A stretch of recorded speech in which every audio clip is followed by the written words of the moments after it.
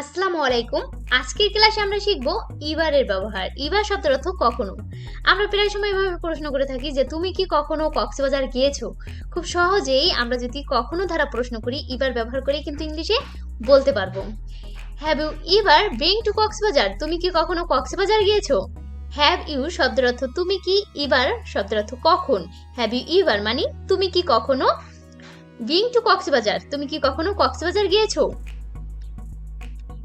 আমরা যদি বলি যে তুমি কি কখনো চিড়িয়াখানা দেখেছো, তাহলে কিভাবে খুব সহজে ইংলিশে বলতে পারবো ইবারকে ব্যবহার করেই।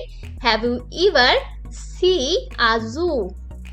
Have you ever see a zoo? তুমি কি কখনো চিড়িয়াখানা দেখেছো।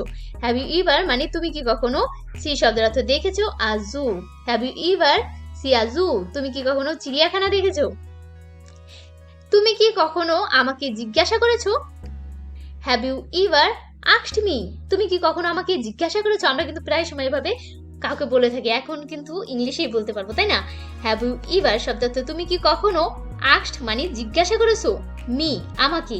Have you ever asked me? তুমি কি কখনো আমাকে জিজ্ঞাসা করেছো।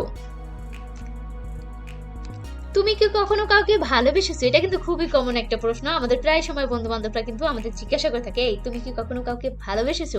অথবা আমরা যদি কাউকে বলে থাকি তুমি কি কখনো কাউকে ভালোবেসেছো, খুব সহজে কিন্তু এবার ব্যবহার করে ইংলিশে আমরা বলতে পারবো have you ever loved anyone? তুমি কি কখনো কাউকে ভালোবেসেছো।